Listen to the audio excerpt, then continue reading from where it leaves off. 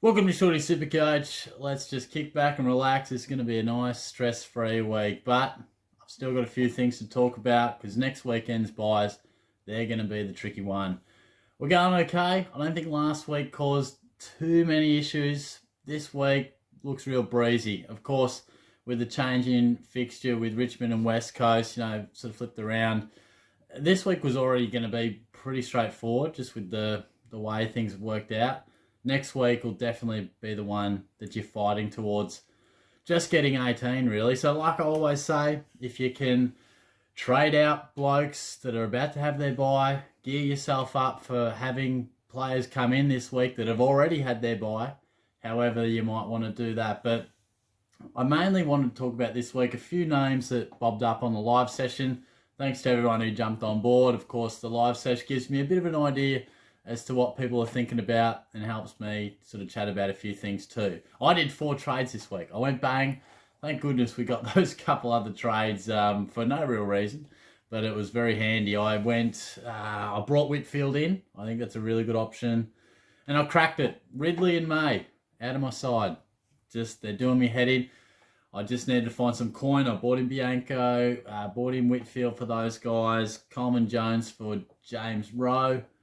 And then I bought in Aaron Hall for, I think it was like Braden Campbell or something random as that I still had just lurking around. So Shorty's cutting it fine. Very, very fine. I think I might even struggle to fill my side with premiums. Such has been the carnage. But like I said, trade hard, trade smart. We've got the 4 trades available this week, so we can go nuts if we're that way inclined. But I think Coleman Jones is a good option.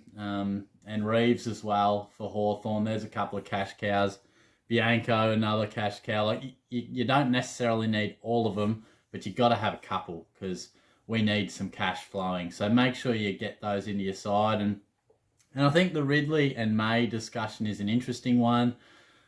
I mean, I guess from my point of view, they're still good options. Don't get me wrong. Like Ridley's role has changed, but I think for me, I just really want to get sort of Whitfield and Lloyd and have a star-studded back line. I think if you have too many guys that are like Ridley and May are probably top 10, top 12 defenders, depends how we read it, but I think if you have both of them and then maybe in the midfield you've got a guy that he's not really top 10, I don't want to lose out on too many sort of like B plus premiums. Like they're good, they'll get you your 90s, your 100s, but it's just a call I made. Sure, you need to make the call. Lockie Jones needs to keep going up for me.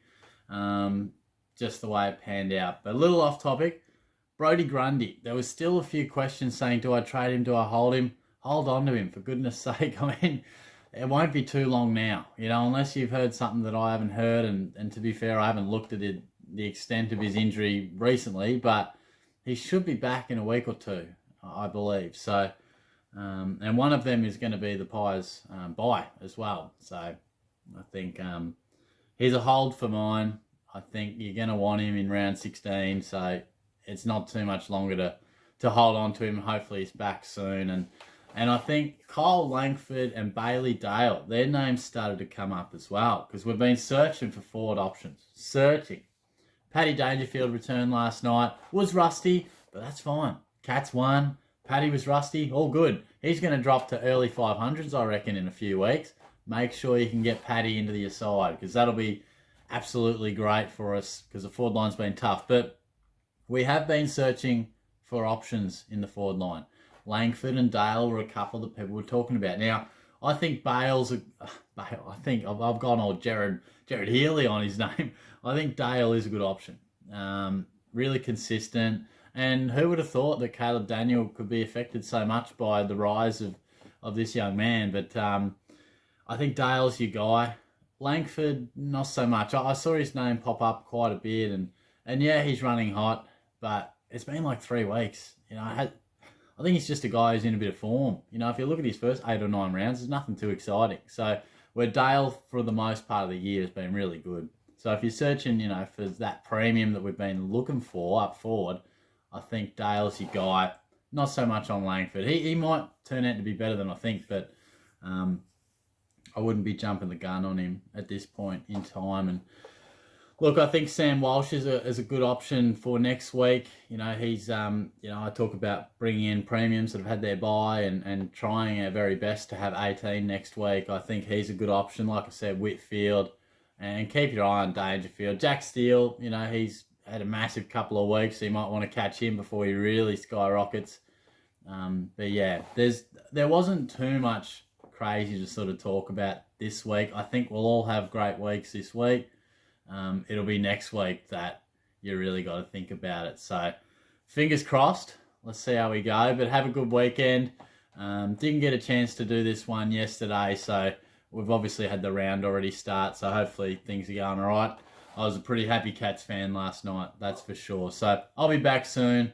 I'll be doing my presser early next week, and we'll go live at some stage. Cheers.